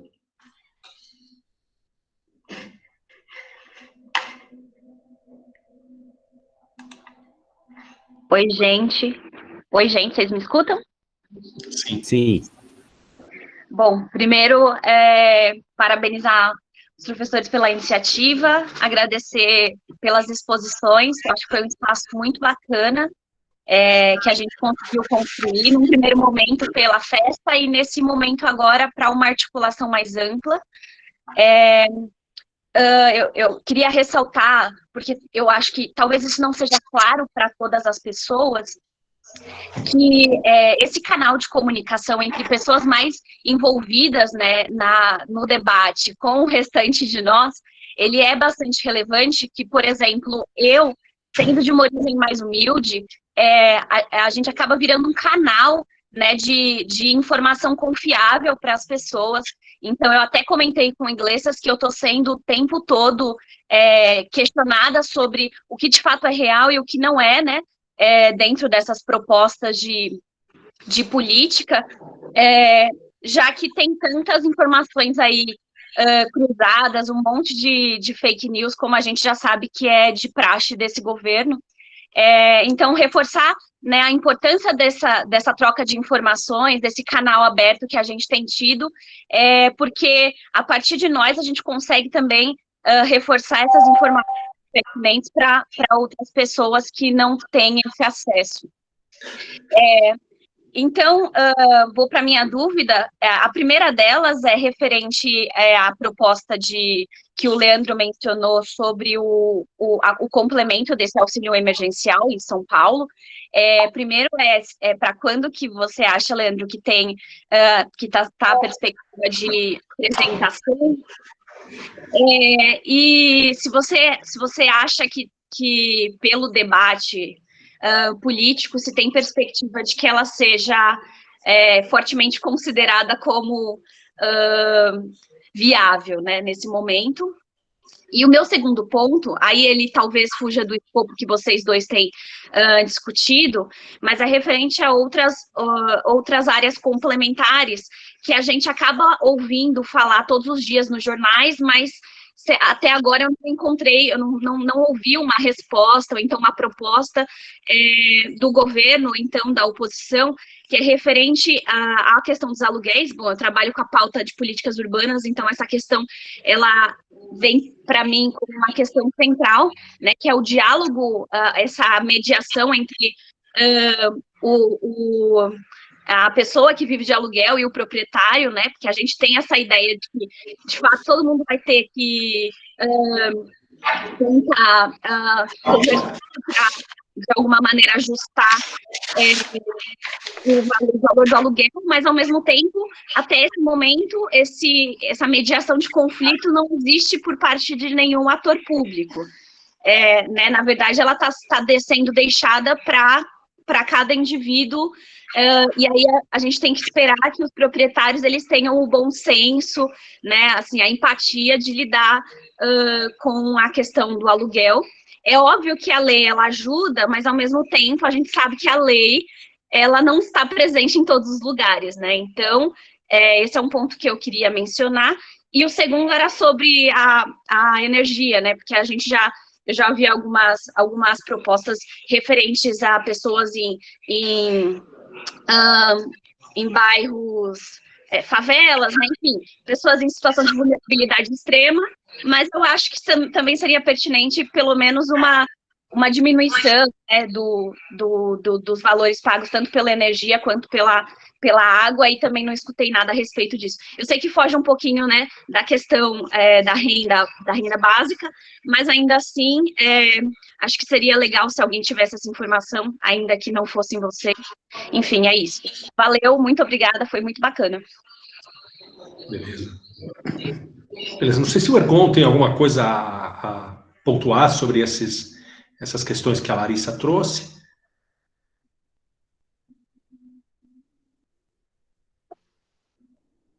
Infelizmente não, essas questões mais que ela liga a outros temas. Então, o Leandro, vamos aí ouvi-lo, Leandro, mais uma vez, por favor.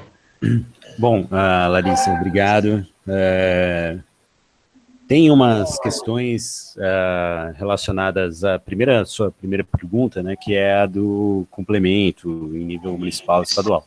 Assim, não parece haver disposição ali da Prefeitura de São Paulo de conversar sobre qualquer questão, assim, de imediato, assim. Então, não, isso é uma proposta que a gente vai fazer, talvez não tenha uma campanha tão forte para apoiá-la, né? Então, não sabemos qual vai ser o resultado.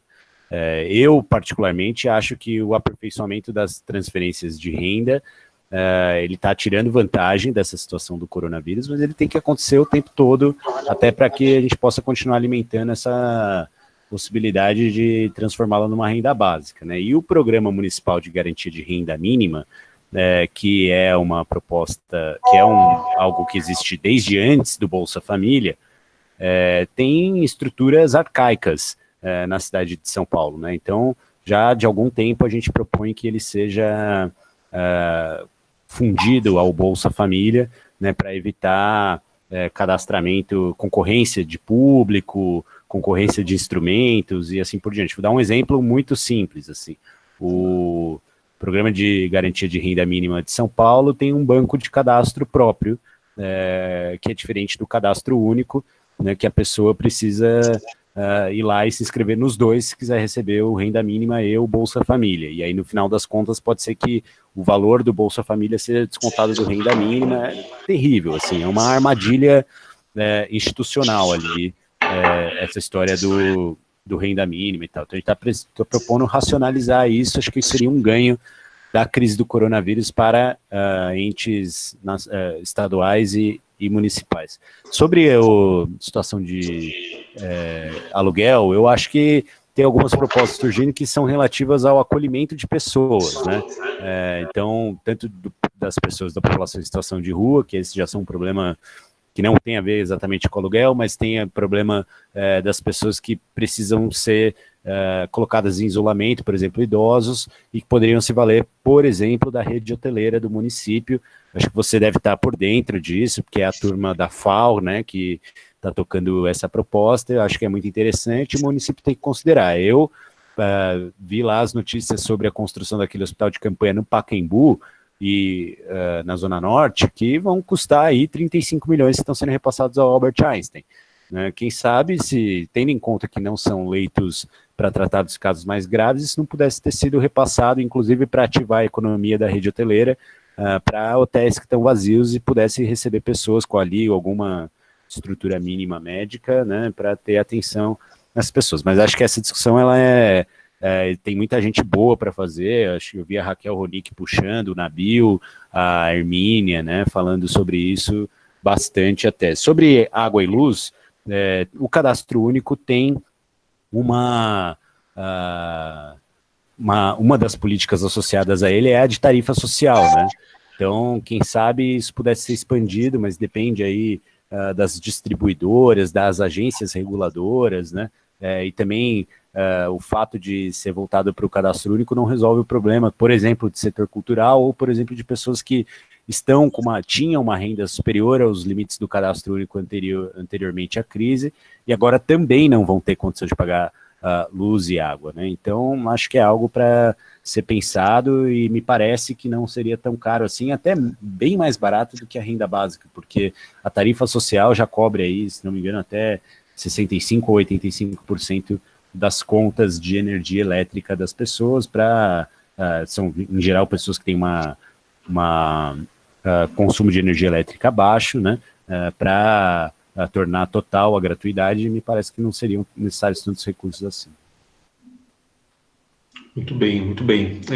Tivemos algumas observações aqui. O professor Alexandre Ribeiro Leich-Seinen, que é o nosso professor de métodos quantitativos, muito querido, aí um baita profissional, né? Ele diz: colegas, entrei para prestigiar, ótimo debate, não poderia ficar mais, mas deixo meus parabéns para todos, debatedores e os organizadores. Aguardo os próximos. Teremos próximos aí, inclusive, fiquem à vontade para sugerir temas, né? Eu acho que um tema que é fundamental, que todo mundo em GPP gosta, que é política, né? A gente vai tentar armar aí uma nova live dessas com questões políticas, tentando, né, discutir 2022, que foi 2020, que foi colocado aqui, as eleições municipais, 2022, vamos discutir uma série de questões também de gestão pública e tal, né, sempre tentando agregar aí a participação de quem puder, quem estiver interessado. Eu acho que todas as intervenções são muito ricas, muito interessantes. A Ana Cláudia disse uma coisa, o professor Eduardo Torres, eu não sei, falou sobre a moradia e o aluguel, e tem uma proposta do PSOL sobre isso também. A Ana Cláudia pontuou isso, a nossa doutoranda no ProMusp, né, da EASH. Assim, nós tivemos 57 pessoas no pico, nós estamos com 28 pessoas agora, estamos aí com exatamente 2 horas de live, quase tudo foi gravado, à exceção de um pequeno trechinho no começo. Eu comecei a gravar, depois por alguma razão caiu, e perdemos um pouquinho da fala inicial do Leandro, mas nós tivemos aí, acho que, muitas contribuições, né, um material muito bom.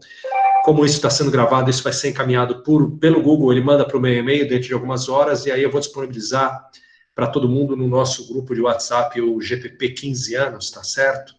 E eu queria agradecer muitíssimo a participação do Ergon, né, com o brilho acadêmico que ele tem, por toda, né, a fala dele, se vê que é uma pessoa com um futuro aí muito promissor do ponto de vista acadêmico e provavelmente também do ponto de vista, né, da gestão pública. Queria agradecer também ao Leandro por essa verdadeira aula que ele nos deu, conjugando uma visão acadêmica com toda a experiência prática, política que ele tem acumulado nos últimos anos, né?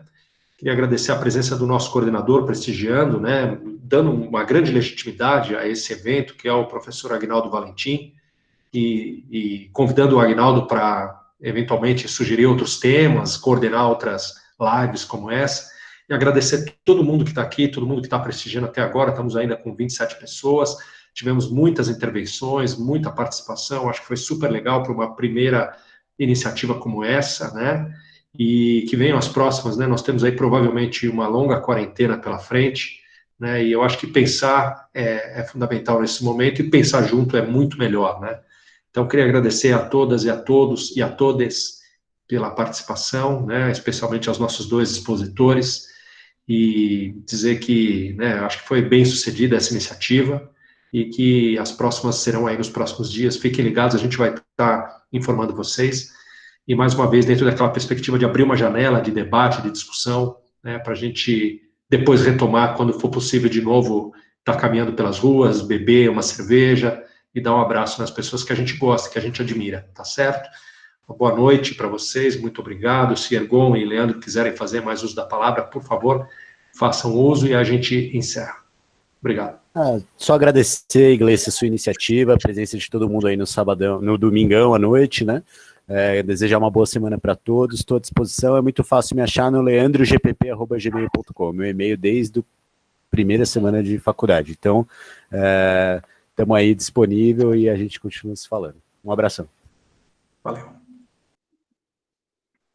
Só desejar boa noite também, e é isso, muito obrigado pela oportunidade, uma honra estar aqui com o Leandro, com o senhor, com os demais.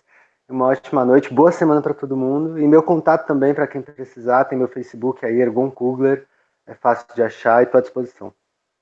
Beleza, e o professor Sérgio Massaharo também está na sala, queria agradecer a presença dele, ele também trouxe um aluno dele.